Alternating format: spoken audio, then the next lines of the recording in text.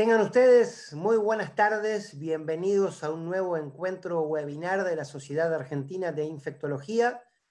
Como cada cita es para nosotros un gusto, pero antes que nada una obligación acercarle a la comunidad en general y a la comunidad científica en particular contenidos veraces. Pasan los días, pasan los meses, se hace todo demasiado largo indudablemente, pero en este transcurso del calendario lo que no se puede permitir es la información falsa, la información errónea, la información tendenciosa, el contenido que daña. Eso que la Organización Mundial de la Salud bien bautizó la infodemia. Pero en el día de hoy tenemos un encuentro distinto al resto porque está enfocado no específicamente a la comunidad médica, sino a los pacientes. Por eso vamos a pedirle a Ezequiel que abra su video y su micrófono para incorporarlo también a esta sala que ya cuenta con conocidos de la casa y de estos espacios como la doctora Leda Uzi y el doctor Pablo Escapelato.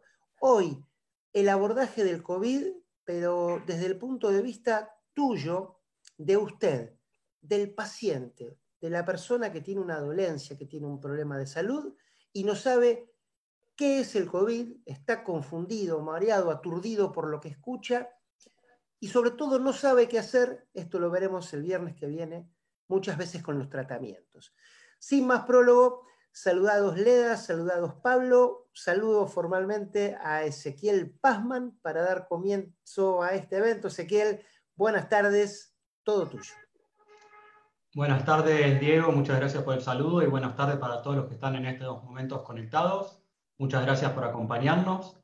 Queremos agradecer a la SADI por el hecho de estar realizando de forma conjunta la primera actividad del sitio Pacientes en Red.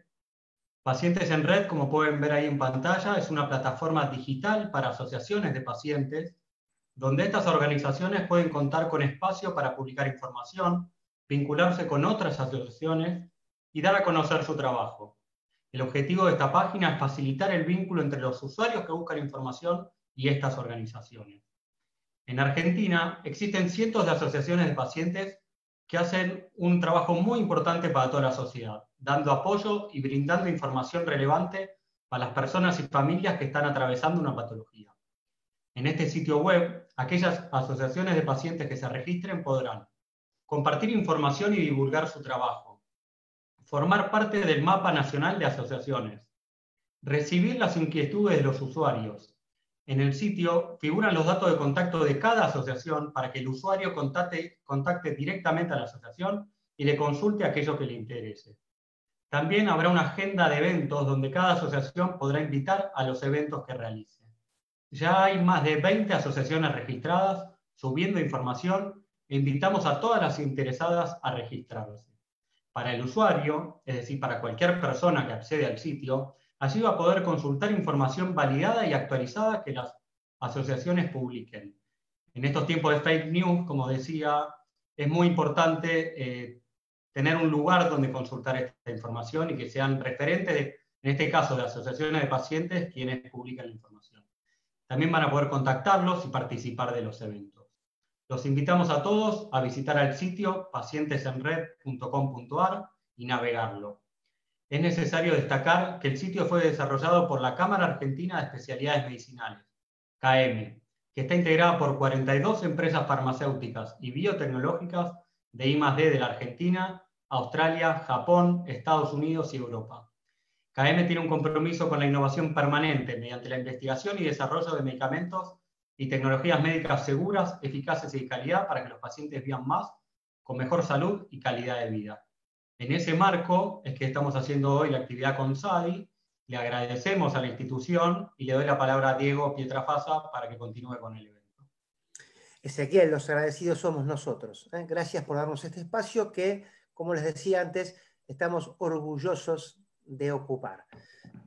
Pero si hablo de orgullo, querida Leda, querido Pablo, ustedes que son los que estudiaron y son, sobre todo vos, Leda, vos Pablo, acabas de venir seguramente del hospital, vos Leda, me parece que estás allí todavía, son los que día a día están ahí en contacto directo con esta enfermedad, con este virus y bueno, tienen más autoridad científica que nadie como para dirigirse ahora a todos los que nos están escuchando. Leda, te doy en principio a vos la palabra, te esperamos después a vos, Pablo, que lo disfruten.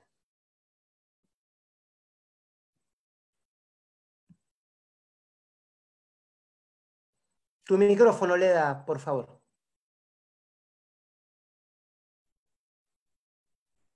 A ver, no te escuchamos. Espera, Leda, ¿eh?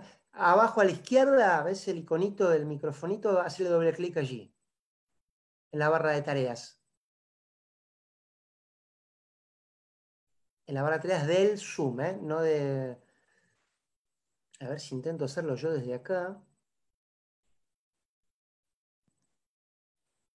Vamos a ver un cachitín. Ahí te escuchamos, Leda. Ahí estamos. Todo tuyo. Pido disculpas. La tecnología a veces me juega malas pasadas. Bueno, muy buenas tardes. Estoy muy contenta de poder compartir este espacio con ustedes. Siento que es una responsabilidad y un compromiso la transmisión de información adecuada, veraz, con fundamentos científicos, pero con un lenguaje apropiado para que la gente pueda comprender, y realmente creo que es lo fundamental para combatir justamente la infodemia de la que hablaba Diego hace unos instantes. Entonces, ¿qué aspectos vamos a desarrollar hoy? Vamos a charlar acerca de cómo comenzó todo respecto a la pandemia COVID-19, cómo se presenta esta enfermedad, los aspectos epidemiológicos actuales, mundiales y locales, los modos de transmisión, la prevención del COVID-19 y, por supuesto, vamos a dejar un espacio para las preguntas. Y nos dividimos la charla en dos partes con el doctor Escapelato. Bueno, yo voy a comenzar con lo primero, cómo comenzó todo, y como ustedes bien saben, esta historia comenzó hace ya poco más de 7 meses, en esta hermosa ciudad china conocida como Wuhan, en donde un grupo de médicos comenzó a detectar pacientes que presentaban neumonías graves, muchas veces mortales, ocasionadas por una etiología, es decir, por una causa desconocida. Pocos días pasaron hasta que se supo que se trataba de un beta coronavirus, y pasó casi un mes y ya se conoció el genoma íntegro de este beta coronavirus. ¿Y por qué se llama coronavirus? Porque es un virus que presenta en su superficie una serie de espículas que contienen una proteína muy relevante que se llama proteína S, y que le dan este aspecto de corona. Tienen la característica de que, bueno, son partículas inactivas, ustedes ya saben esto, los virus son partículas, sí, que no tienen viabilidad propia, pero que sí pueden reproducirse al tener contacto, al parasitar células de seres vivos. Este es un virus que contiene solamente un filamento de ARN, y esta membrana que está a su alrededor es una membrana lipídica que tiene esta característica de que es bastante sensible a los detergentes, a las sustancias que utilizamos para desinfectar y para limpiar habitualmente. Y, por supuesto, aparece este amiguito, el murciélago. ¿Y por qué? Porque los murciélagos son los huéspedes naturales de los beta-coronavirus. Y en este sentido, la humanidad ya tuvo experiencia, porque en el año 2002 hubo una epidemia también en China por el primer SARS, que fue el SARS-CoV-1, que afectó a casi 9.000 personas, que tuvo una mortalidad del 10%, y fíjense que una década después se presentó el MERS, que surgió en Medio Oriente. Esta enfermedad fue mucho más severa, afectó a casi 2.500 personas, por suerte, y se autolimitó en aquel momento, y tuvo una mortalidad muy elevada del 35%. En todos los casos, la enfermedad tuvo este mismo ciclo biológico. El virus procedió del murciélago, pasó por un huésped intermediario, por ejemplo en este caso el dromedario, y después pasó al ser humano.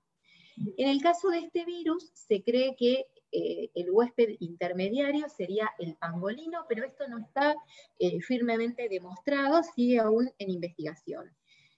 ¿Y por qué se produce este salto del virus de una especie a otra? La realidad es que no está esclarecido todavía, pero lo que sí se ha visto es que en este mercado de mariscos y de frutos de mar, en donde los casos tenían en común, digamos, la concurrencia a este centro o el haber trabajado en este mercado, en los alrededores de este mercado existen numerosos criaderos de animales, tanto domésticos como salvajes, en situación de confinamiento y estrés, y se tiende a pensar que esto puede haber facilitado el salto del virus del murciélago a un huésped intermediario y de aquí al hombre.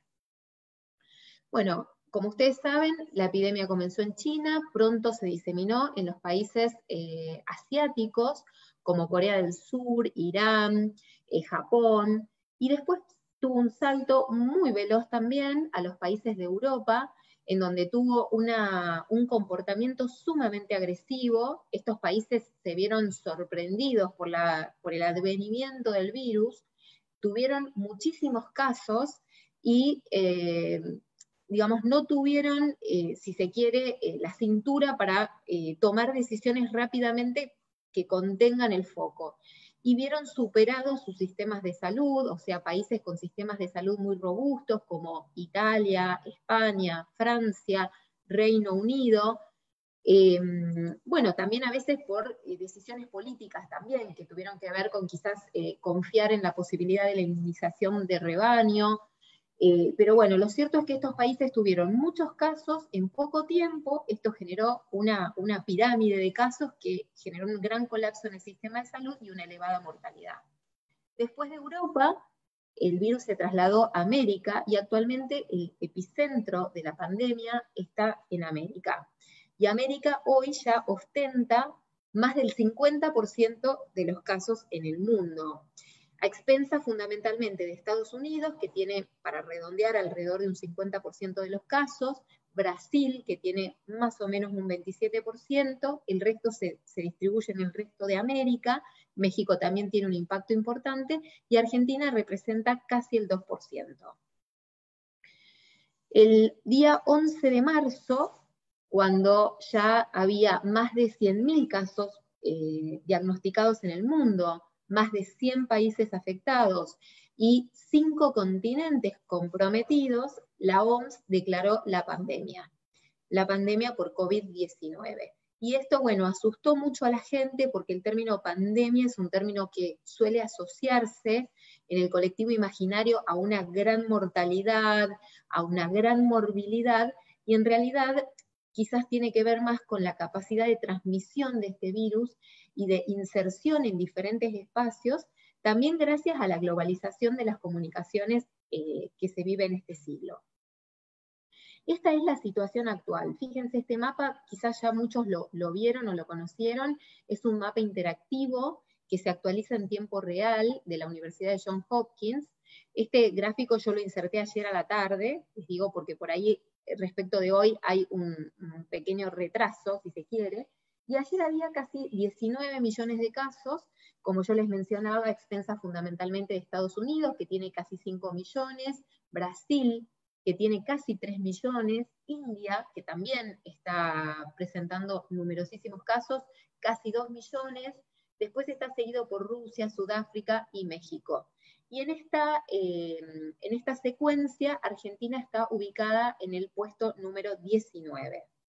Respecto a la mortalidad, fíjense, casi 711.000 fallecidos, y esto también es a expensas de los países que presentan más casos, porque hay una relación también algo lineal entre la presentación de casos y la mortalidad, aunque esto no siempre es tan así. Ya lo vamos a ver porque nosotros somos algún ejemplo de eso. Fíjense, Estados Unidos tiene casi 160.000 fallecidos, Brasil casi 100.000 fallecidos, México casi 50.000 fallecidos, el Reino Unido 47.000, y en esta secuencia Argentina está ubicada en el puesto número 27.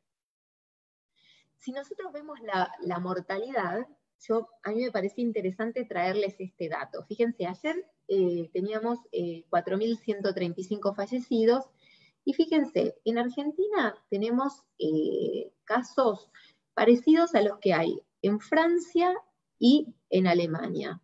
Sin embargo, quería señalarles que en Francia tenemos tienen casi 10 veces más fallecidos que en Argentina, y en Alemania tienen casi el doble. Es decir que la mortalidad y la letalidad en Argentina se mantienen en un nivel bastante bueno. Esta es la situación al día de ayer. Fíjense, tenemos las 24 provincias del país con casos. Estas actualmente en el 57% prácticamente son de origen comunitario. ¿Y esto qué quiere decir? Que cuando uno le pregunta al paciente, bueno, ¿vos estuviste en contacto con algún caso positivo? ¿Tenés noción de haber estado con alguien que haya padecido la enfermedad o que la esté cursando? La gente dice no, la verdad no sé de dónde me contagié, y esto implica que hay un origen comunitario. Y en Argentina, bueno, ahora lo vamos a ver, en las últimas 24 horas, perdón, voy a correr un poquito esto.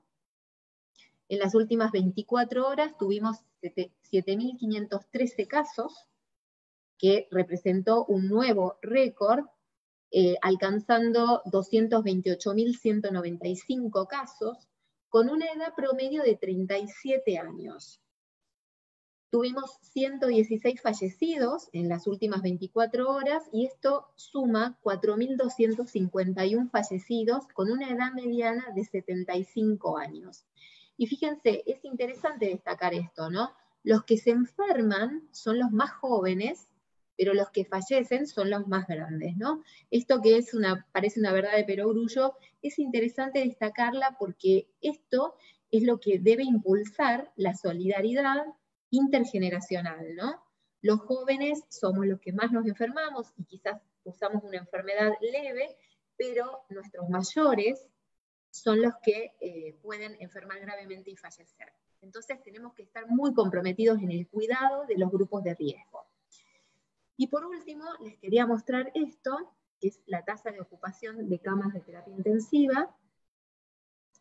1.245 camas en las últimas, es la cifra de ayer, y esto implica un 57% de ocupación a nivel país, de las cuales el 88% de las camas están localizadas en el AMBA, y dentro del AMBA el 67% de ocupación de las camas de terapia intensiva. Y esto es a expensas fundamentalmente de la ciudad de Buenos Aires y de la provincia de Buenos Aires, fundamentalmente del primero, del segundo y hasta el tercer cordón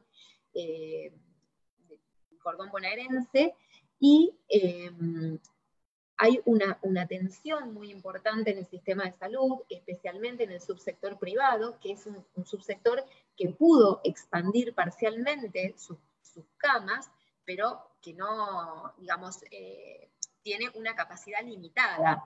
El subsector público pudo hacer una expansión mayor, y justamente esta tasa de ocupación se mantiene en este nivel gracias a que en los últimos días y en los últimos meses se han generado nuevas camas, se han adquirido nuevos respiradores y se han ido inaugurando nuevas facilidades para asistir a estos pacientes.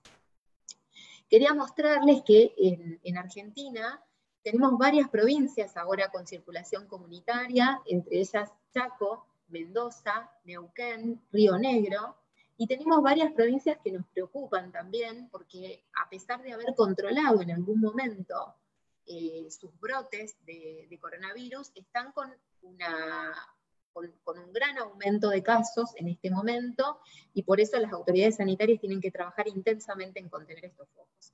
Entre ellas Córdoba, Jujuy, Salta y también Tierra del Fuego. ¿Cómo se presenta la enfermedad? Estoy segura que ustedes lo tienen clarísimo, porque es algo que tiene mucha difusión.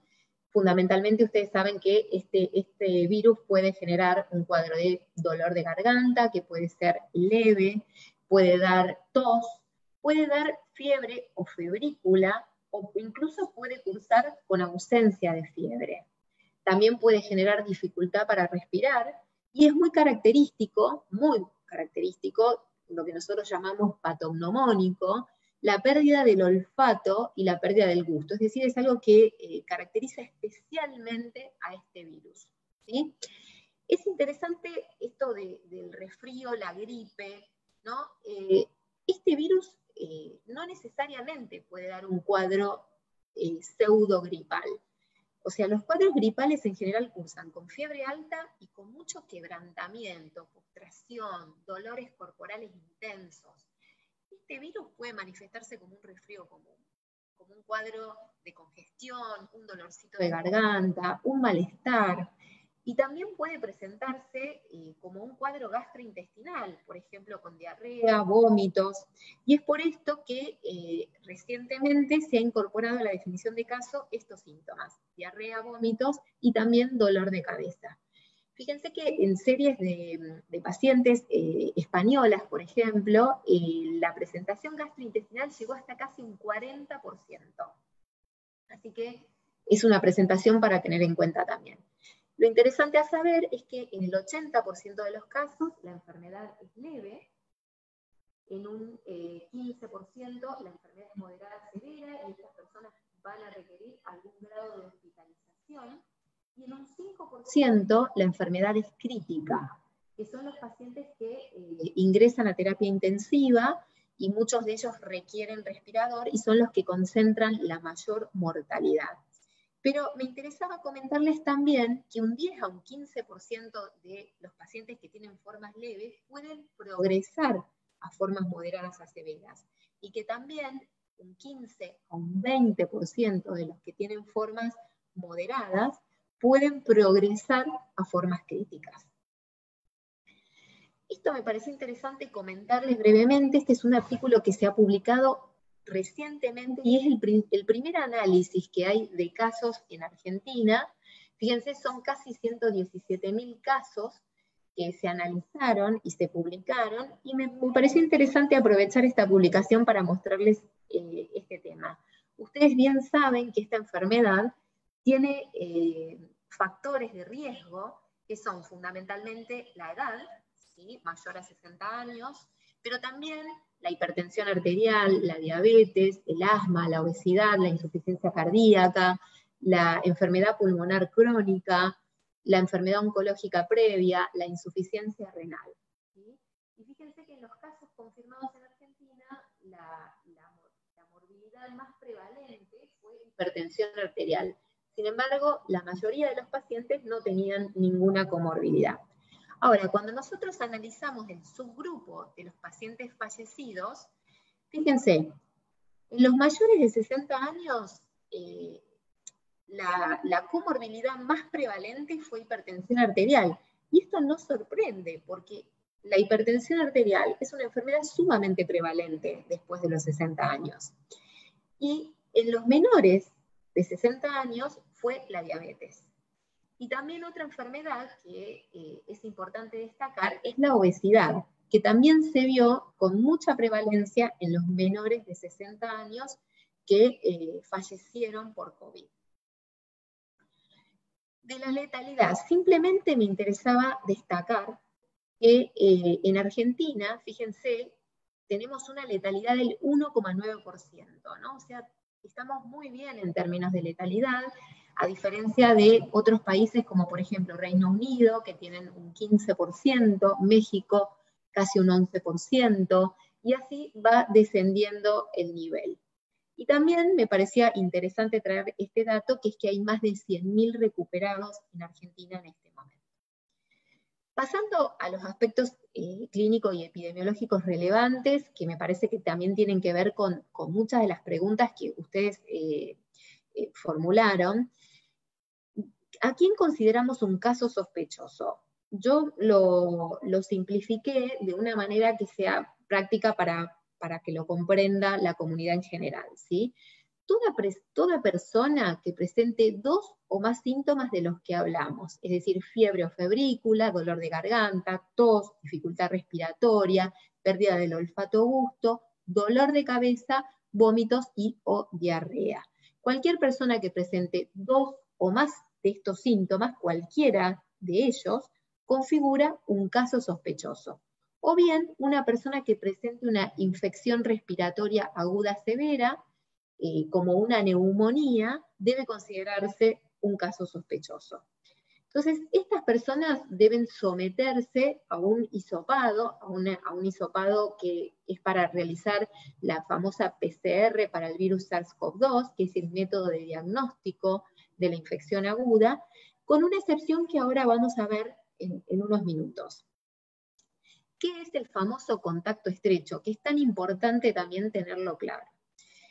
Un contacto estrecho es cualquier persona que haya permanecido a una distancia menor a 2 metros con un caso confirmado, puede ser un conviviente, puede ser un compañero de trabajo, puede ser una persona a la que uno le presta algún tipo de cuidado. Mientras este caso presentaba síntomas o durante las 48 horas previas, esto es importante, siempre se toma ese lapso de 48 horas previas porque ahora Pablo lo va a mostrar también, las personas pueden contagiar en esta etapa. Y tiene que haber sido ese contacto por al menos 15 minutos. Entonces, menos de 2 metros de distancia, por al menos 15 minutos, y mientras la persona presentaba síntomas y desde 48 horas antes. ¿Qué tiene que hacer el contacto estrecho? El contacto estrecho se tiene que aislar por 14 días en su domicilio o en alguna facilidad también, digamos en algún nivel extrahospitalario se puede llegar a considerar en algún caso cuando no hay posibilidades de aislamiento, pero en principio, digamos, en general estos pacientes se aíslan en sus domicilios. Se debe aislar por 14 días y debe automonitorear sus síntomas. ¿Tiene que hisoparse el contacto estrecho que está sin síntomas? No, no tiene que hisoparse, ¿sí? ¿Por qué? Porque la prueba de PCR en un paciente que no presenta síntomas tiene muy baja sensibilidad, es decir, tiene una elevada probabilidad de presentar falsos negativos. Y entonces esto genera una falsa sensación de seguridad de que uno tal vez no está contagiado, que no tiene la infección, y tal vez deja de aislarse. Y en realidad, lo más importante para el contacto estrecho es el aislamiento. Ahora, ¿qué pasa cuando el contacto estrecho presenta síntomas? Bueno, en este sentido hubo una modificación recientemente. Porque hasta hace poquito el contacto estrecho, cuando presentaba síntomas, se debía hisopar, ¿sí? Se debía realizar la PCR para el diagnóstico. Desde ayer cambió justamente la definición de caso confirmado y comenzó a considerarse el nexo epidemiológico como razón para asumir que un paciente es positivo sin necesidad de de hacerse una PCR. Pero, a ver, vamos a analizar bien esta situación para que no haya confusión. ¿Cuándo consideramos al nexo epidemiológico como posibilidad de diagnóstico? Tiene que tratarse de áreas de transmisión comunitaria, como las que vimos hace un ratito, como la situación del AMBA y de las provincias que mencioné. Tienen que ser casos sospechosos, es decir, que presenten síntomas y que sean contacto estrecho de un conviviente, ¿sí? De una persona que es conviviente de un caso confirmado para COVID-19. ¿Está bien? En esos casos, por ejemplo, en una familia hay una persona que es positiva y otra persona que puede ser su mujer o su hijo, algún conviviente, comienza con síntomas, esa persona se considera que es positiva. E igualmente las autoridades sanitarias tienen que hacer la notificación del caso y se maneja exactamente igual, excepto por el tema de la PCR. Y hay algunas excepciones para esta consideración de diagnóstico por nexo epidemiológico, que son las siguientes.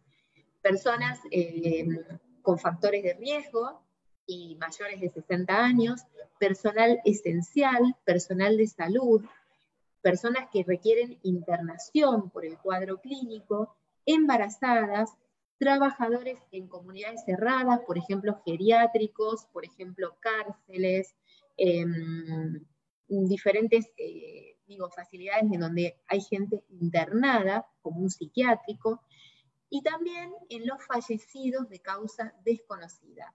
En todos esos casos, aunque exista el nexo epidemiológico claro con un conviviente, igualmente se va a hacer el hisopado. Por último, y ya con esto cierro mi presentación, les quería hablar del alta epidemiológica. ¿Cuándo se considera que una persona está de alta? ¿Y por qué también? En los casos leves a moderados, el alta se otorga a los 10 días desde la fecha, se cuenta desde la fecha del inicio de los síntomas. Siempre que la persona se encuentre asintomático, tenga una evolución favorable, sin necesidad de internación en ese momento, y en este escenario no hace falta una PCR de control, o sea, no hace falta repetir el hisopado. ¿Y esto por qué? Porque se ha visto que muchas personas que padecen la infección persisten con una PCR positiva por mucho tiempo, incluso puede llegar a ser hasta 2 meses y a veces incluso más. Sin embargo, esas personas no tienen virus viables o con capacidad infectante en su mucosa. Esto se ha podido confirmar a través de estudios que han evaluado, han sembrado esas muestras en cultivos celulares y han visto que el virus solamente es viable más o menos hasta el día 8. ¿Sí? Después del día 8, en los cultivos celulares no hay viabilidad, no hay capacidad del virus de continuar infectante. Entonces, a raíz de esto, todos los organismos y la mayoría de las guías y de las comunidades científicas decidieron unificar este criterio en que 10 días es suficiente. Para los casos graves, el alta también se otorga a los 10 días desde la fecha del inicio de los síntomas, siempre que la persona se encuentre asintomático y tenga una evolución favorable. Y en este caso, sí hace falta una PCR negativa, que se hace también a los 10 días y se ve qué es lo que sucede. ¿Por qué hace falta? Porque en los casos graves puede haber una persistencia viral por un tiempo mayor, pero que generalmente no supera los 21 días. Así que en estos pacientes se sigue haciendo una PCR de control, por lo menos acá en Provincia de Buenos Aires es parte del protocolo institucional, del protocolo jurisdiccional, y es lo que se está llevando adelante. Así que bueno, finalizo mi participación y le doy lugar a Pablo para que siga con los demás aspectos.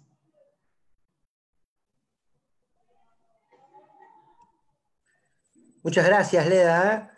Pablo, te escuchamos. Tenemos más de 800 conectados. Esta noticia nos pone muy contentos. Aprovechamos para decirles a todos que por fuera de las personas que nos están mirando ahora en vivo, esta charla va a quedar grabada a disposición de, obviamente, Pacientes en Red y también de nuestros socios y del público en general para que la compartan o la puedan volver a disfrutar. Pablo, todo tuyo.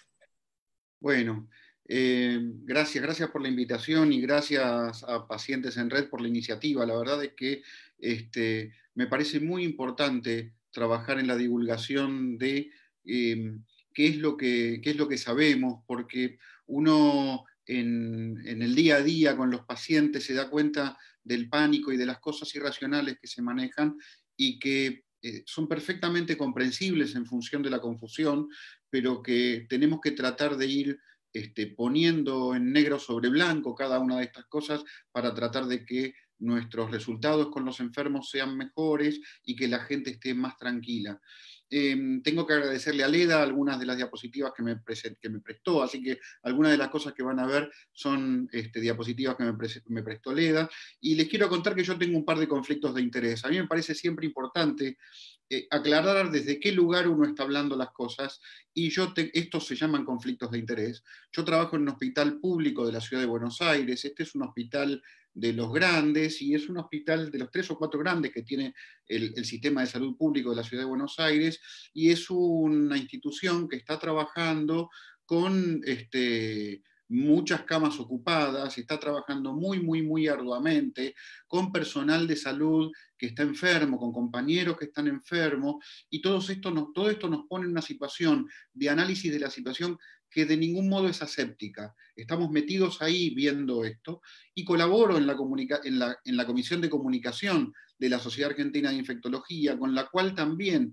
estoy desde ese lugar hablando y conversando con bastante frecuencia con los medios en función de noticias que van apareciendo. Entonces, es desde esos 2 lugares que yo le estoy hablando, o que yo quiero presentarme a hablar a pacientes, a población en general. Nada de lo que van a escuchar va a ser demasiado técnico, sino que va a tratar de hablar desde el modo más llano en el que yo puedo, tratando de aclarar aquellas cosas que me parece que son importantes. Y dijo Leda bien cuando hizo la presentación, yo iba a hablar de la transmisión de la enfermedad, y la verdad es que la enfermedad se transmite, lo hemos escuchado mucho, pero no quiero dejar de remarcarlo, se transmite como todas las infecciones virales, como todas las virosis respiratorias, perdón, por lo menos, y estos se transmiten a partir de gotas que nosotros esparcimos cuando estamos infectados, y tosemos o estornudamos, o incluso cuando hablamos o cuando respiramos.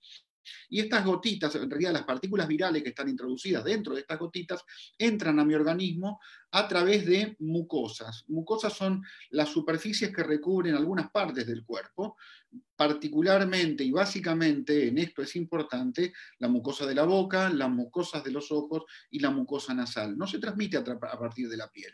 Nosotros insistimos con la higiene de manos, insistimos con el lavado de manos, porque las manos son vehículo del virus, pero no porque el virus pueda ingresar a partir de la piel. La transmisión es en este punto entonces de persona a persona. Yo tengo que estar cerca de alguien para transmitirle la enfermedad. Y se contagia entonces por este contacto estrecho, mucho menos frecuentemente por superficies inanimadas que pueden estar contaminadas. Esto, cuando recién empezamos a conocer la enfermedad, se le había dado mucha importancia, ahora sabemos que no es tan vital, y a partir de aerosoles, que son gotitas mucho más chiquititas que podemos producir desde la vía respiratoria. Y cómo los portadores del coronavirus infectan a otra gente. Me parece que este gráfico que me pasó Leda justamente es enormemente claro al respecto. Nosotros vemos entonces que desde algunos días antes de empezar a tener la enfermedad, y esto es lo que llamo periodo presintomático, antes de tener síntomas, puedo contagiar la enfermedad. Y el volumen o el impacto que tiene esta transmisión presintomática lo vemos en este gráfico con este color celeste. Vemos en segunda instancia que algo así como el 40% de las infecciones se producen, se transmiten durante el periodo sintomático. Así que si juntamos ese momento presintomático y el momento sintomático, tenemos que el 85% de las infecciones se transmiten, se contagian en ese momento. Vemos que la transmisión que pueden producir las personas asintomáticas, aquellas que nunca tendrán un síntoma, es enormemente chiquita. En tanto que también la transmisión que puede producirse a partir del ambiente, también hoy sabemos que parece ser muy, muy bajita. Entonces, el grueso de nuestros esfuerzos están concentrados en esto, están concentrados en trabajar con las personas con síntomas y en detectar y trabajar con aquellas personas que van a desarrollar síntomas y que pueden contagiar desde un par de días antes incluso. Y este ejemplo de un coro que está publicado, que fue publicado en un MMWR, esto es una revista muy, muy importante de epidemiología, que publican los centros de infecciones de los Estados Unidos, nos da una cuenta y nos muestra qué tan transmisible es este virus. Y vemos cómo en un coro, ¿sí? En un coro, una persona asintomática, uno de los coristas asintomáticos, contagió al 87% del resto de sus compañeros de coro en un periodo previo a haberse enfermado. Así que vemos cómo esta situación, que me parece muy ejemplificadora y muy paradigmática, gente junta, gente haciendo actividad respiratoria, gente no protegida, y con uno de ellos, que no había tenido síntomas todavía, contagió a gran parte de este grupo. De esto se desprende entonces esta realidad de que esta enfermedad es muy transmisible, tal cual lo estamos viendo en nuestros hospitales, en nuestra vida, todos, durante todos los días. No sé qué es lo que ocurrió, se me colgó la computadora.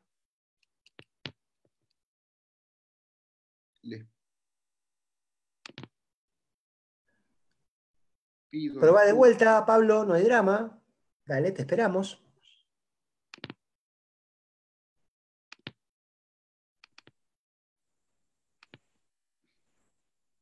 Estoy en problemas, ¿eh? Houston, estamos en problemas. A ver, te puedo ofrecer esto. Mira, Pablo, ¿me querés mandar la presentación por mail y la comparto yo desde mi computadora? Bueno, les pido disculpas, no sé qué pasó. Se me colgó la computadora directamente. Muy bien, no pasa nada, Pablo, no pasa nada. Me imagino que los que nos están mirando, todos en sus casas tienen el mismo problema, que las computadoras se han convertido en un bien esencial y bueno, con mucha saturación de trabajo y de flujo, así que pasa eso. Si podés mandarme la presentación, yo la repito desde acá.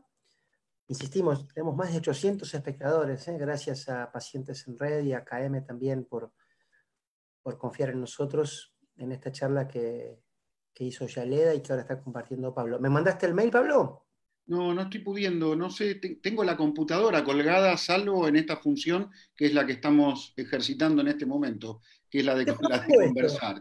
Te propongo esto. Yo voy a tratar de seguir a capela con alguna de las cosas que quería comentar. Ahí está, dale. Si no hay demasiado problema, y después en todo caso contestamos alguna pregunta. La verdad que les pido disculpas a todos por esto, se escapó de mis manos. Había unas 5 o 6 diapositivas más para ver con ustedes. Pero estas trataban de algún modo la evolución de esto, digamos, íbamos a partir de este caso, el del coro que les acabo de mencionar, a ver cómo esto repercutía en las medidas que nosotros tenemos que tomar para prevenir la enfermedad, que es lo que seguía diciendo. La primera parte era la transmisión, la segunda era la prevención. Creo que el ejemplo del coro es muy claro para graficar que lo que tenemos que evitar es la conglomeración de gente, lo que tenemos que evitar es la conglomeración de gente, porque esto vehiculiza y permite la transmisión a partir de la vía respiratoria entre personas. Es esto lo que ha llevado a la base racional de la necesidad de utilización de barbijo. El barbijo, correctamente utilizado, sirve no para evitar que yo me contagie, sino que es una medida probadamente eficaz para evitar que yo contagie, que yo, siendo esa persona presintomática, esté contagiando a los demás. Entonces, es necesario que utilicemos barbijo, es necesario que nos distanciemos y es necesario que nos higienicemos las manos. A esto les seguía y les vuelvo a pedir disculpas porque la verdad es que tenía algunas presentaciones que me parecían interesantes para mostrarle números. Lo que quería comentar a continuación de esto es que otra de las cosas que hemos aprendido, que nos ha enseñado esta pandemia, es a lidiar con lo que se llaman fake news. Estas fake news que nos están convocando a conversar en este momento son noticias que tienen génesis en lugares de los más diversos y no necesariamente malintencionadamente. No obstante eso, estas noticias falsas llevan a que la población adopte conductas erróneas de modo masivo, y esto sobrecarga al sistema, produce enorme angustia en los pacientes y en la población, y lejos de ayudarnos, lejos de ayudar a la situación pandémica, la complica enormemente más. Dos ejemplos me parecen a mí muy importantes para mostrar esto. Uno de los ejemplos son los pánicos a la transmisión de la enfermedad que se dieron al principio de la pandemia y que hoy parecen un poquito más racionales.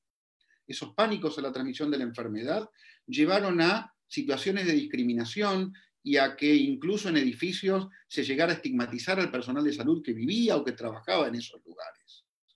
El otro de los ejemplos es todo lo que creció y se generó alrededor de la utilización de plasma de convalecientes como tratamiento. Hace unos meses atrás, un mes atrás, hemos tenido en el Hospital Santoyani, donde yo trabajo, la situación de un paciente internado que viralizó un pedido, digamos, se grabó viralizando una solicitud de plasma para él, diciendo que no se le daba plasma porque estaba reservado a otra gente, y la verdad es que no se le daba plasma porque no había protocolos de utilización de plasma en el hospital en ese momento. Y esto viene a cuento de que el plasma sigue siendo hoy un tratamiento absolutamente experimental, por lo que todas estas demandas llevadas a cabo desde estas bases poco racionales producen enorme cantidad de angustia en la población sin que esto tenga real utilidad para mejorar la calidad de vida de ninguno. Creo que es necesario que estemos todos alerta frente a las fake news, estemos alerta mirando y leyendo y releyendo y tratando de buscar la fuente de aquella cosa que estamos leyendo, tratando de contrastarla con información que puede aparecer en otros sitios y tratando de contrastarla con la única información oficial y seria que existe, que es la que nos dan ciertamente los ministerios de salud locales, nacionales, provinciales o incluso de otros lugares del mundo. Es bueno contrastar con la información de la Organización Mundial de la Salud, o es bueno contrastar con la información de algunas sociedades bien reconocidas como la Sociedad Argentina de Infectología o la Fundación Huésped. Les vuelvo a pedir disculpas por el problema que tuve con la presentación y les agradezco mucho la atención que han tenido. Muy bien, Pablo, muy bien, está muy bien. Te agradecemos mucho. Y no son problemas, son dificultades que están para superarse y lo bien que has hecho. Bueno, preguntas tenemos, a ver, vamos a actualizar. A mí me gusta esto, ¿eh? Me gusta saber cómo nos está yendo. Bueno, tenemos casi 900 espectadores. No se asusten porque tenemos 253 comentarios, así que tenemos unos 10-15 minutos de preguntas a los 253 que se han conectado por Facebook. Les pedimos disculpas porque lógicamente no podremos responderles a todos, pero sí nuestros amigos de Pacientes en Red estuvieron haciendo un trabajo de recolección de preguntas. Algunas de ellas ya han sido respondidas por ustedes, Leda y Pablo, otras no, o me gustaría reforzar sobre todo porque se repiten. El primer lugar y lo más reciente es una persona que en televisión toma lavandina. En realidad, un presidente norteamericano que por televisión toma lavandina y un presidente de Brasil que por televisión toma lavandina. ¿Qué hacemos con eso, Leda, Pablo? Yo tenía que hablar de eso. De hecho, había una diapositiva, había una foto de alguien tomando lavandina en mi presentación. La verdad es que me parece que tenemos como sociedad que tratar de aprender a filtrar esas cosas, aprender a filtrar esa información, tratando de cotejarla con los lugares serios. Es cierto que es enormemente dificultoso el poder y la penetración que tienen los medios de comunicación, están muy por encima muchas veces de lo que la razón impone o que la razón propone, y por otro lado, digamos, la demanda general se choca con una regla de la ciencia, que es que la ciencia avanza despacio. Y avanza despacio y el conocimiento avanza de ir contradiciéndose. Entonces, esas contradicciones que son vividas como enormemente problemáticas y ciertamente en la angustia de la persona enferma o el habitante de la Argentina que vive esta situación, es más que razonable que la vivan de modo problemática. Debemos tratar de comprender y de entender que es la forma en la que la ciencia avanza usualmente. Entonces, los conocimientos se van generando despacito y como población tenemos que tratar de confiar en la dirigencia que la verdad es que llamativamente, y lo digo con asombro y con alegría, llamativamente, pese a la bandería política que cada uno podría tener, están todos enarbolando la misma idea o la misma necesidad de tratar de ir en un solo sentido, que es el de tratar de trabajar sobre las evidencias y en pos de la salud de la gente. Entonces, la verdad es que me parece que tenemos que tratar de llamarnos a la reflexión, a la prudencia, y tenemos que tratar de instar a los medios, y esto es lo que estamos tratando de hacer con esto, y estamos tratando de hacer de la sociedad, y está tratando de hacer un montón de comunicadores serios, ciertamente, tenemos que tratar de instar a que los medios traten de moderar sus formas. Pero, insisto, la seriedad no necesariamente sea algo inherente a los medios o a todos los medios. Y tenemos que tratar de no tomar la bandina, ¿no? Completo yo el consejo. No, eso desde ya, ni lavandina, ni hidroxicloroquina, ni ivermectina, ni nebulizarnos con, ¿entiendes? Digamos, aparecen un montón de cosas y tenemos que tratar de ser prudentes. Es poco probable que una cosa revolucionaria aparezca primero en los medios que en una revista científica. Es enormemente poco probable.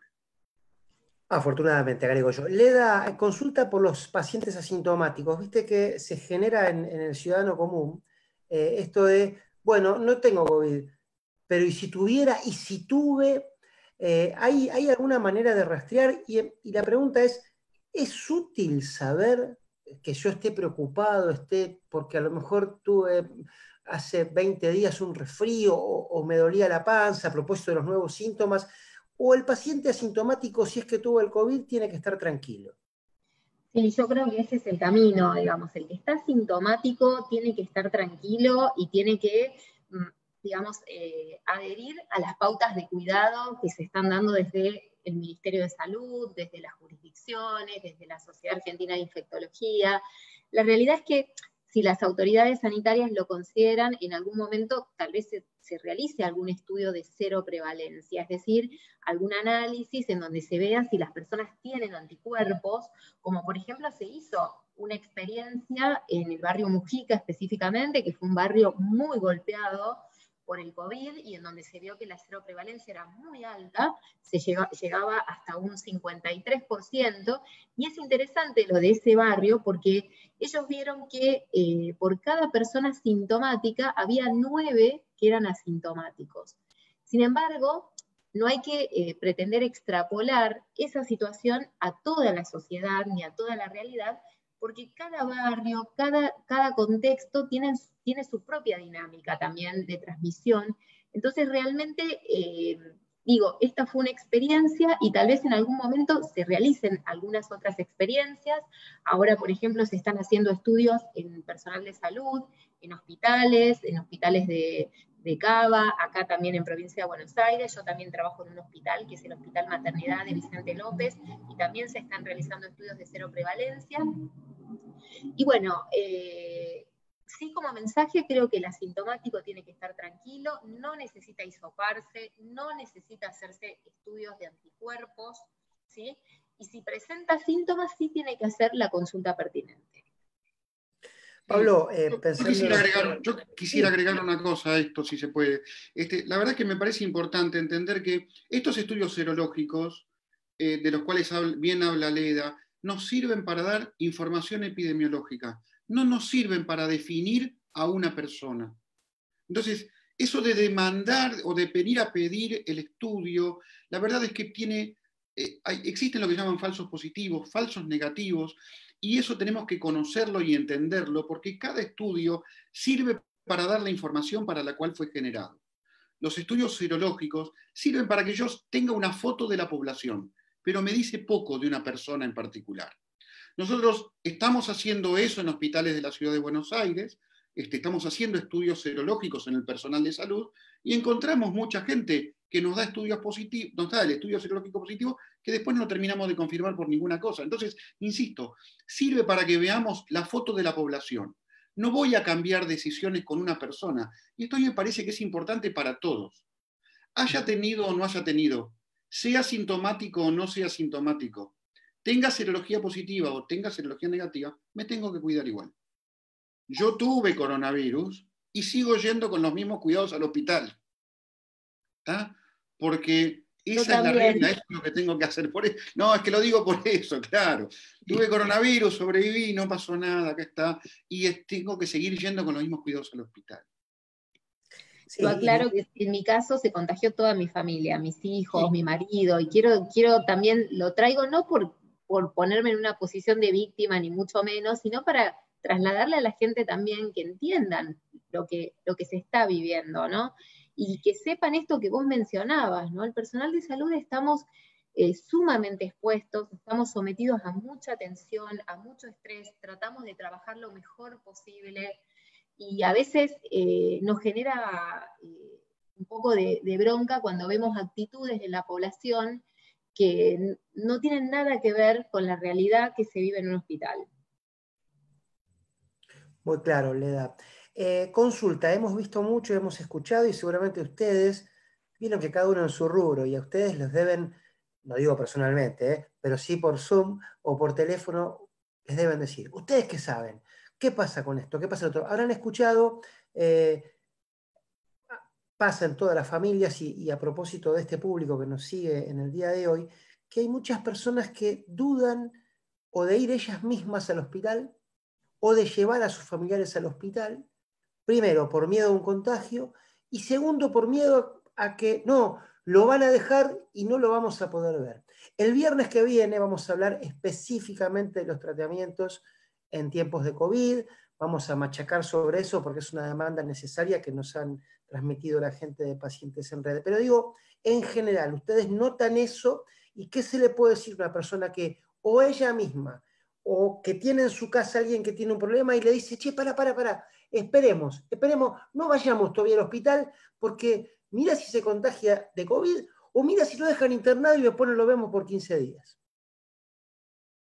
Sí, la verdad es que eso justamente es lo que no hay que hacer. O sea, todos los pacientes, todas las personas que tienen enfermedades crónicas no deben abandonar sus tratamientos, tienen que continuar con los controles médicos, tienen que continuar con los tratamientos, tienen que procurar seguir todo adelante, porque la realidad es que eso va a generar un detrimento para su propia salud, pero además también eso va a generar una tensión mayor en el sistema de salud, porque, por ejemplo, un paciente diabético que no hace sus controles adecuadamente es un paciente que también puede requerir una cama de terapia intensiva en un momento de muchísima tensión por algo diferente a COVID. Entonces, hay que continuar con todos los tratamientos crónicos y los seguimientos. ¿Pablo? No, sí, estoy absolutamente de acuerdo, obviamente, pero comparto el hecho, digamos, o la vivencia que comentabas de que hay gente que le rehuye a venir a la institución o de hacer la consulta porque teme digamos, la forma en la que se maneje la enfermedad. Y la verdad es que yo entiendo toda esa cosa afectiva, pero la verdad es que ciertamente esos aislamientos, cuando son necesarios, son absolutamente importantes para prevenir la dispersión de la enfermedad, y eso me trasciende a mí como persona.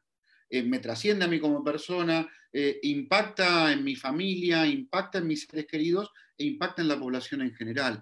Entonces, ciertamente estamos continuamente hablando de la solidaridad, digamos, estamos diciéndonos que somos solidarios. La verdad es que hacer ese tipo de, consultar y preocuparnos por el coronavirus es solidario.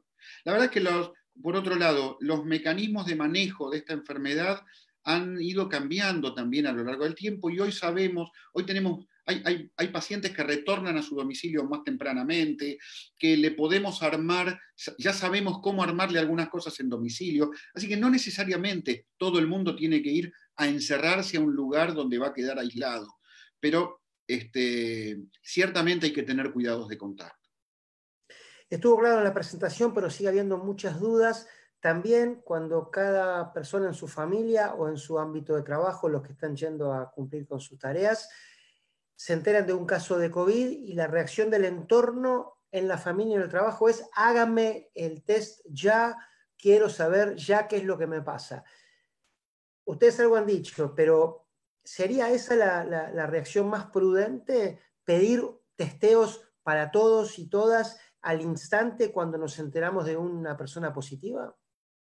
No, bueno, lo dijo Leda antes, ¿no? Lo dijo en parte en la presentación, pero la verdad es que en eso han hecho flaco favor, en mi criterio, algunas conductas de los políticos y gran parte de las cosas que se hicieron y se ven en los medios.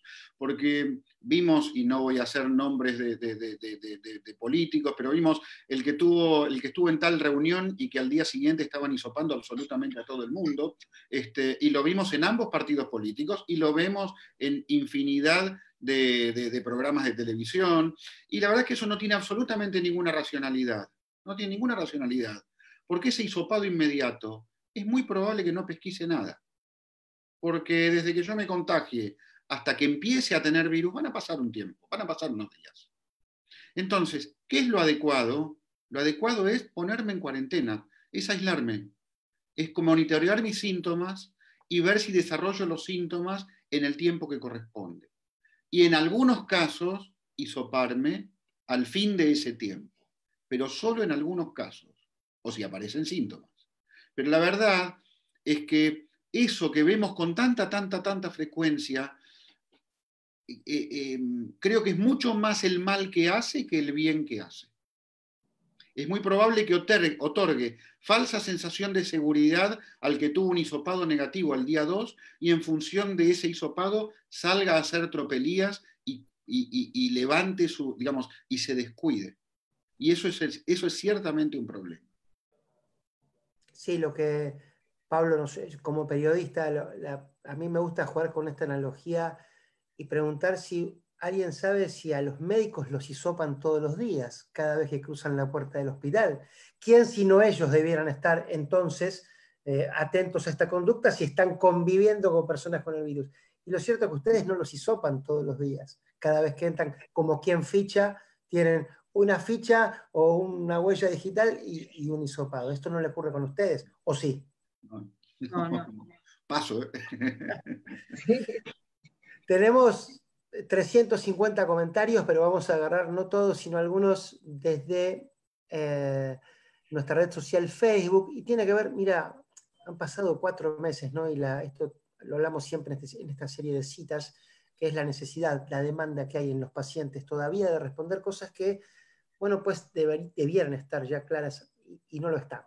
Esto no es culpa de nadie y la obligación nuestra es responderlo, y por eso les pregunto si en un lugar cerrado, en un trabajo con gente que uno conoce y con la que ves siempre, puede alguien relajarse y decir, bueno, el barbijo, no, ya está. Y sobre todo si estamos a menos de 2 metros de distancia, o estando a más de 2 metros, ¿qué hacemos con el barbijo? Hablamos de específicamente situaciones laborales. Sí, no, en absoluto. El uso del tapabocas tiene que ser permanente, sobre todo las personas que tienen que salir de la casa, tienen que utilizar el barbijo, y no por utilizar el barbijo tienen que dejar de cumplir con la distancia social. O sea, esta distancia también es crítica para disminuir la transmisión, para prevenir la transmisión. Entonces, el tapabocas, si uno lo tiene que retirar, tiene que ser para comer o para beber algo de líquido. Para hacerlo de forma responsable hay que tratar de aislarse, buscar un espacio en soledad para poder hacer esta actividad. En todos los lugares, en los hospitales, en los sanatorios, incluso en las fábricas y demás, se ha tenido que rediseñar el espacio justamente para tratar de mantener los puestos de trabajo con esta distancia de 2 metros mínimo. Se han tenido que establecer protocolos con el uso del barbijo, el lavado de manos, que son fundamentales, y rediseñar los comedores también, porque el comedor es un lugar justamente en donde puede haber un riesgo de exposición, porque ahí nos sacamos para comer y beber. Entonces tiene que haber una distancia de al menos 1,5 metros, 2 metros con el otro comensal, para que justamente no nos expongamos en esa situación. Bien, estamos llegando al final. Quería consultarles como último mensaje, nos están mirando hoy y seguramente en sucesivas repeticiones que va a tener este material, pacientes, personas que evidentemente tienen un nivel de angustia probablemente superior al resto de las personas que por el momento estamos sanos o están sanas y tienen derecho a sentirse así también. Y muchas veces el sistema de salud, por una cuestión de urgencia o de prioridades, bueno, también, y hay que decirlo, dice, no, ustedes esperen un poquito, o por lo menos no hay tanta atención, y ustedes saben más que nadie como médicos el factor anímico, lo mucho que juega también en la recuperación de las personas. ¿Qué mensaje podrían darles como cierre, Pablo y Leda, a los pacientes, a esas personas que nos están mirando, que cargan con eso, que afrontan una realidad de su cuerpo que no es la ideal, y que claro, están demandantes de respuestas como todos nosotros, pero ellos a lo mejor con un reloj que les hace un ruido un poquitito más fuerte que el resto? ¿Qué mensaje habría específicamente para ellos, Pablo, Leda? Bueno, arranca vos, dale. no, como ustedes quieran. Yo creo que, o sea, dos o tres mensajes creo que es importante que la gente se lleve. El primero, que me parece importante, es que sepan que esto en algún momento va a pasar, que si bien probablemente volvamos a una normalidad diferente, pero en algún momento se va a retornar a esto. Por lo menos la experiencia que se ha tenido en el mundo con otras pandemias han llevado a esto. No podemos decir cuándo va a suceder, eso no lo podemos asegurar, pero la gente tiene que confiar en que esto va a pasar en algún momento y tiene que poner su esperanza en eso también. Lo segundo es la solidaridad y el compromiso, ¿sí? El compromiso con la salud colectiva y esta responsabilidad y esta solidaridad transgeneracional que es fundamental, ¿sí? Aunque nosotros nos creamos que no nos va a pasar nada, y a veces nos podemos equivocar también, siempre podemos ser vehículos de la infección, y en nuestro devenir podemos facilitar la llegada del virus a gente que puede pasarla muy mal y que puede fallecer tempranamente en su vida por esto. Entonces, solidaridad, compromiso y responsabilidad social. Sí, yo de algún modo pensaba lo mismo, pensaba decir prácticamente lo mismo que Leda. Ciertamente, creo que todos tenemos que tener presente que Leda mostró muy bien los números. Esta es una enfermedad que enferma fundamentalmente a gente joven, pero que le hace muy mal a gente grande y a gente con comorbilidades. A gente, cuando digo comorbilidades, quiero decir con otras enfermedades. Entonces, todo esto que estamos haciendo, lo estamos haciendo para cuidar a ese grupo de población. Estamos haciendo, así que todo esto es un enorme acto de solidaridad en mi criterio. Seamos solidarios y cuidemos a esa gente. Es cierto que digamos, la gente más joven puede tener problemas, es cierto, pero es enormemente poco probable. Todo lo estamos haciendo por ellos, lo estamos haciendo por esa gente. Y ciertamente, un poquito antes o un poquito después, esto nos va a ir llevando a una nueva normalidad, creo que sin dudas va a ser nueva, pero que va a ser una normalidad mucho más cercana a aquella a la que, digamos, que es el recuerdo de todos, la de fin del año pasado para todos nosotros. Vamos a llegar en algún momento a una cosa mucho más cercana a eso. Lo que no tenemos es la forma de predecir o prever cuál es ese momento. Eso será con la vacuna, eso será con que nos iremos contagiando todos, eso será con la imbricación de todo esto, no lo sabemos. Pero en un tiempito más o en un tiempito menos vamos a llegar a ese momento. Así que en el medio tenemos que cuidarnos entre todos. Este hermoso regalo, sí, hermoso regalo que nos deja la pandemia de redescubrir que hay un otro y que el otro depende de mí y yo dependo de él. Tan sencillo como eso. Hacía falta que de China nos vinieran a golpear la puerta para que nos diéramos cuenta. Bueno, en eso estamos. Y como el otro depende de mí y yo dependo del otro, nosotros, Ezequiel, te convocamos a vos y a Pacientes en Red para el viernes que viene, para tener un encuentro también específicamente ya pensado en los tratamientos y cómo seguir adelante. Te ofrecemos la palabra también para tu cierre. Bueno, creo que el objetivo de la charla estuvo cumplido. Los esperamos a todos el viernes próximo a las 18 horas para hablar también, en el caso de las patologías de oncología, de HIV, de trasplantes, que nos parece muy interesante. Nos quedamos con algunos mensajes claves de solidaridad intrageneracional, y también esta cuestión de que en determinadas patologías es importante que las personas consulten a su médico, que sigan con sus tratamientos, porque eso, más allá del COVID, también tenemos que cuidarnos de las otras enfermedades. Así que, por el lado nuestro, de Pacientes en Red, muy contentos con la actividad y les agradecemos a los doctores, a Pablo y a Leda, y Diego por la actividad. Gracias, Ezequiel. Pablo, Leda, nos vemos en cualquier momento. Y con ustedes también. Será hasta el próximo encuentro. Tengan todos buenas tardes. Gracias a todos. Saludos.